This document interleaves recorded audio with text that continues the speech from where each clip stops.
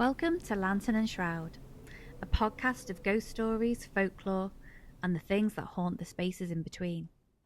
I'm Natalie, and in each episode, I'll guide you through these tales, and my husband Gav will bring each one to life through his artwork available to watch whilst listening on YouTube. So if you're ready, let me take you somewhere forgotten, a place with history buried in the soil, a story whispered down through time, a haunting that never quite lets go. Some tales are true, some are twisted by the years, and some are still happening. So light the candles, draw the curtains, and listen closely. You've just stepped into Lantern and Shroud.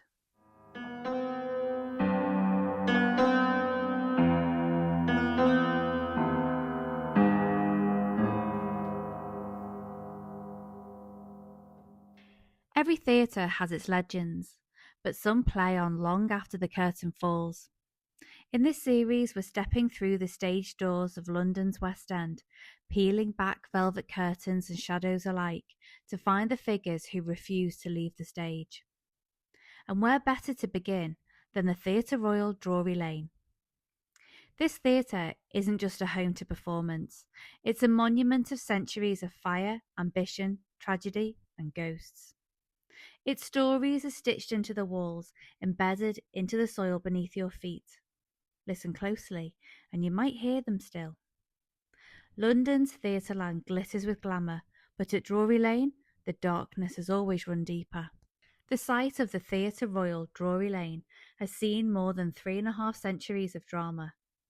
4 theatres, one after the other, have stood here since 1663. That makes it the oldest continuous theatre site in London, still in use today. The first Drury Lane lasted less than a decade before flames devoured it in 1672. A second rose from the ashes in 1674, larger, grander, a temple to spectacle. That one survived almost 120 years before it was demolished in 1791 to make way for something bigger still. The third Drury Lane opened in 1794 and should have been untouchable. Its scale dwarfed every theatre in London, but size doesn't save you from fire. By 1809, it too lay in ruins, gutted by flames. And so, in 1812, the fourth and current Drury Lane opened its doors. A survivor, a phoenix, a stage that has witnessed everything from Shakespearean triumphs to lavish musicals. But always, quietly, another company has kept its own eternal run. The ghosts. Because if you ask anyone who's worked here, the actors, the stage hands, the ushers sweeping the stalls, long after the applause, they'll tell you the same thing. Not every presence in Drury Lane belongs to the living. Theatre is illusion, yes, but what if some illusions refuse to end? Our first spectral actor is perhaps the most famous, and perhaps the most unsettling. They call him the Man in Grey. He is not a figure glimpsed in midnight corridors when nerves and shadows play tricks. No, he appears brazenly by daylight, as though he has never accepted that he's dead at all. Those who have seen him describe him with eerie consistency. A powdered wig, a tricorn hat set just so, and a long grey cloak that brushes his knees. His gait is deliberate, never hurried, never hesitant, always the same route, always the same pace, drifting along the upper circle, then vanishing into the solid fabric of the theatre. Sometimes an audience member feels the press of a shoulder against theirs, turns to complain, only to discover that the seat behind them is empty.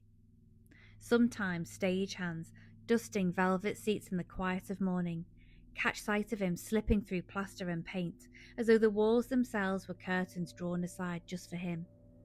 His appearances are fleeting, a flicker, a figure seen out of the corner of the eye, a man out of step with time, and yet he leaves an impression far more tangible than a simple shadow.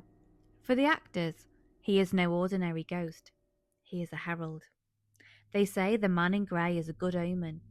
If he appears during rehearsals, the production will run strong, sometimes for years. Directors, though they may scoff in public, secretly dare to hope for him. His presence has been whispered behind the curtain before some of the theatre's most celebrated runs. He does not frighten them, he blesses them.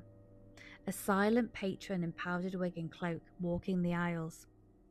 And the man in grey carries a darker secret, one unearthed in the very bones of the theatre.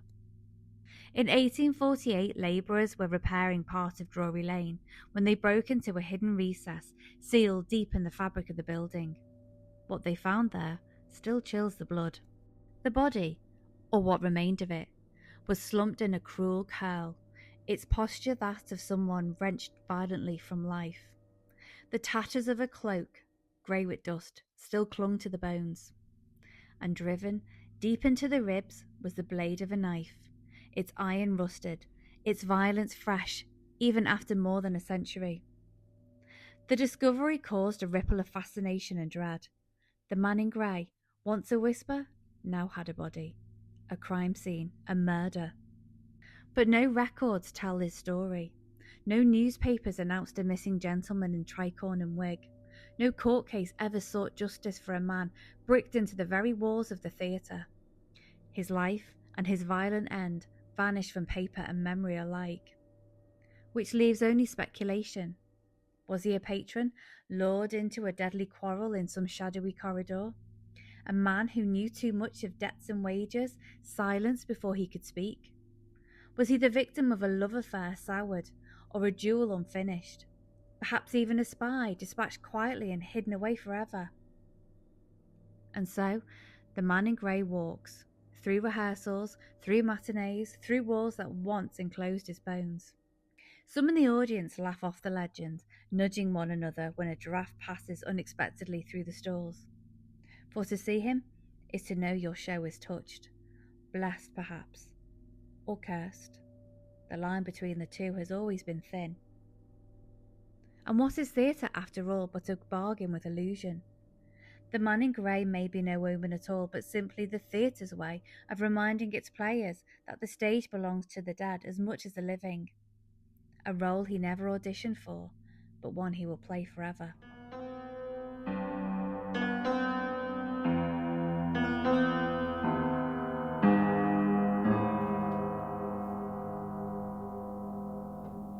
If the man in grey embodies mystery, Joseph Grimaldi embodies joy, though joy of a peculiar, unsettling kind. Joseph was born in 1778, the son of an Italian pantomime artist and a dancer. Theatre was not something he stumbled into by chance. It was forced into his very bones. At the age of 2, he toddled onto the stage at Drury Lane, a child in a world built on applause. He never left it again. From those beginnings, Grimaldi would come to revolutionize the figure of the clown. Before him, clowns were coarse, brutish creatures, grotesques that snarled more than they smiled. Joseph softened them. He gave them wit, vulnerability, colour. His painted face could make audiences laugh until they wept, and then in the next breath weep until they laughed. He introduced the pantomime dame, created whole traditions of performance that endure to this day. He was adored, he was celebrated, he was the clown. And yet, as is so often the case, the painted smile concealed a breaking man. Offstage, Grimaldi's life was far from the joy he created in others. Years of violent physical comedy destroyed his body. Falls, leaps, pratfalls, tumbles, repeated night after night until his joints ground together with pain. His health was poor, his spirit was darker still. He was beset by what we would now call depression, and in his final years he collapsed into a shadow of himself. By the time of his death in 1837, long before his time, the laughter that had defined his existence had drained entirely from his own life. And yet, he never truly left the theatre. Actors at Drury Lane speak of him still, a pale clown's face glimpsed grinning from the wings, a shadow in grease paint waiting just beyond the glow of the footlights. Nervous performers, paralysed with stage fright, feel a firm but strangely gentle hand on their shoulder, steadying them, guiding them towards their mark. Others report an invisible nudge, a push forward, as though some unseen presence refuses to let them falter. These are not the cruel pranks of a trickster spirit. These are interventions, help, support, guidance. Joseph continues to clown for the living as he once did in life, though now he does so unseen, his painted smile no longer for the crowd, but for the frightened actor trembling in the wings. Some call him Drury Lane's guardian angel. They speak of him with fondness, even reverence, and yet there is something darker in his persistence. For what does it mean when the dead refuse their rest? Grimaldi gave his body, his mind, his laughter, his everything to the theatre, and the theatre, it seems, refuses to give him back.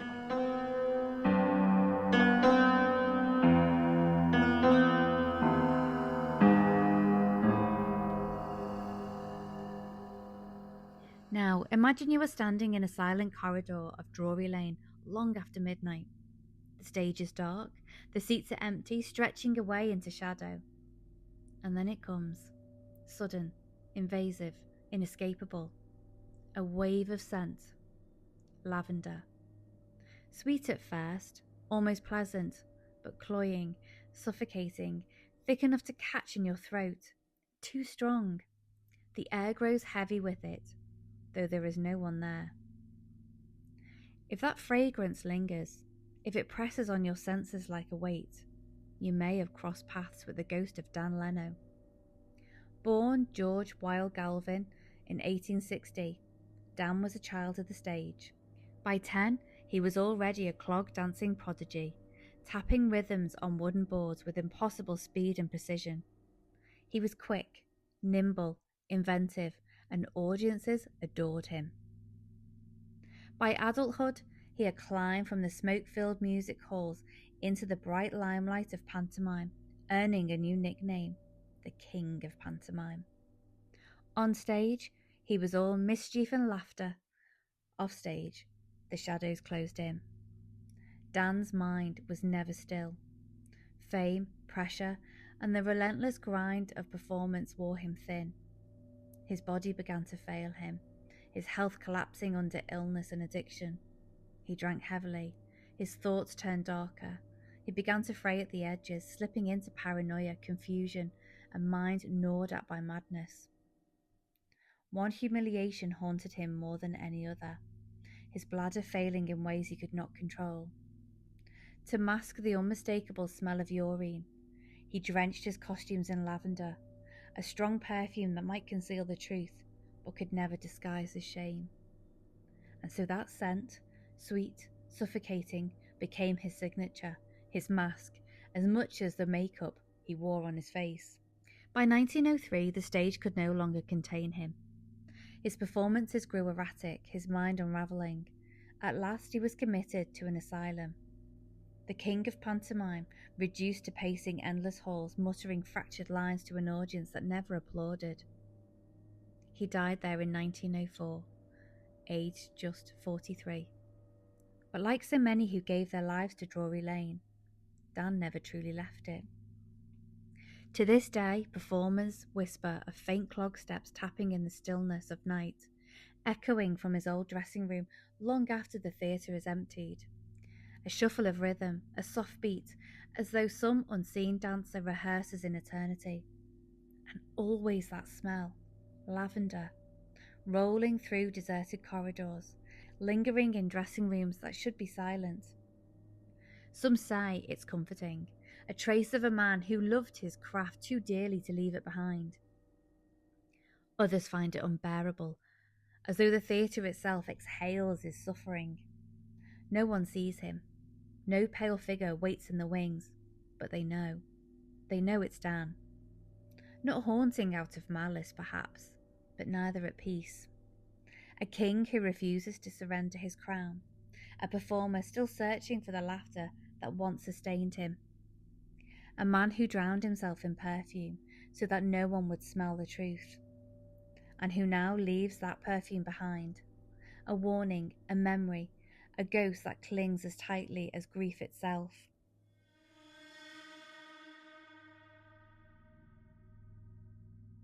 If Grimaldi is Drury Lane's gentle ghost and Leno its bittersweet one, then Charles Macklin is something altogether darker. Macklin was no ordinary performer. In the 18th century, when most actors still thundered their lines like statues come to life, Macklin sought truth. He pioneered a natural style of acting, measured, human, alive. Critics admired his realism. Audiences marvelled. He might have been remembered as a genius. But genius is a fragile crown, and Macklin's temper was a fuse waiting to burn. It was 1735, backstage at Drury Lane. Accounts differ on the spark. Some say it was over a wig, others a costume. Petty things, the kind of quarrel that should have ended with mutters, a shrug, a slammed door. But Macklin's rage was volcanic. In a fit of fury, he seized his cane and drove it into fellow actor Thomas Hallam's head. The blow split bone. Hallam collapsed. By the time help came, it was too late. One life ended, another ruined. Macklin escaped the gallows by the narrowest of margins, sentenced instead to manslaughter. But his career never recovered. He became a ghost in life long before death claimed him. Brilliant still, but bitter, shunned, eccentric. When he died in 1797, he left not the legacy of a genius, but the warning of a man who had murdered his own greatness with a single blow. And some say the theatre itself has never forgiven him. For centuries, actors and stage hands have whispered of a figure in the wings, a shadow lingering near the spot where Hallam fell. At first, you might think it's just another performer, waiting for their cue, half seen in the dim light. But the longer you look, the more wrong it seems. The stillness, the silence, the oppressive air, as though the very walls are holding their breath. Sometimes he is motionless, watching. Sometimes he rushes past in a sudden gust of icy air, a flight, desperate and clumsy, like a man running from justice he can never escape. The theatre may have forgiven him enough to remember his work. The dead, perhaps, did not. What unsettles most is not the fleeting shadow, nor even the sudden chill, but the feeling he leaves behind. Witnesses speak of it again and again. A heaviness as though the blood spilled in anger still stains the boards beneath their feet. A crime committed not only against a man, but against the theatre itself. Some ghosts cling to places they loved. Others return to places they hated. Macklin lingers at Drury Lane for neither reason. He remains because the theatre remembers, because guilt has weight, because rage has echoes. And so, Charles Macklin walks on, not a genius, not a star, but a spectre, a cautionary tale with a shadow for a stage. But not all of the stories of Drury Lane belong in centuries past. Some unfold in the most ordinary of settings. A dressing room, a flickering television, a quiet moment before the curtain rises. In 2014, actor Clive Carter was preparing for his role as Mr. Salt in Charlie and the Chocolate Factory. His dressing room was alive with the small rituals of the theatre, the muted chatter of a television in the corner, the rustle of costume, the mirror's reflection of stage makeup and anticipation. Another actor had dropped by to exchange a few words, laughter breaking the silence of nerves. And then, without warning, the television changed channel. Neither man was near enough to touch it. The remote was absent, the buttons untouched. They stared, puzzled. Perhaps a signal fault, a stray surge of electricity. But before they could explain it away, the channel changed again. The two actors fell silent. Carter recalls the strange weight that entered the room in that instant, as if the air itself had leaned closer to listen. They tried to laugh it off, to press the buttons and bring the programme back, and for a while it worked. But then the conversation turned, as conversations so often do in that theatre, to the ghosts of Drury Lane. That was when the television flickered once more, slipping from one channel to another as though unseen hands were twisting the dial. It happened only when they spoke of the dead. Each mention of the theatre's spectral history seemed to provoke it. On, off, channel to channel, not random, not mechanical, responsive. Carter swears to this day there was no fault, no interference, just the uncanny sense that someone or something had joined their conversation and wished to remind them that the ghosts of Drury Lane are not merely stories of the past, but presences still lingering in the wings. Drury Lane is a place of illusions, costumes, grease paint, stories spun night after night, but some illusions harden into permanence. The man in grey, walking his endless path, Joseph Grimaldi, pushing actors gently into their light, Dan Leno, leaving his lavender and footsteps as testimony, Charles Macklin, condemned to haunt the shadows of his violence. Each performance vanishes with the closing of the curtain, yet here at Drury Lane, the performances never end. Step through the stage door, and you might find the cast is larger than billed. Some members bow out reluctantly, others not at all. And if one night you smell lavender, don't panic. It's probably just Dan. This is Lantern and Shroud, where the past doesn't rest and the dead never leave the stage.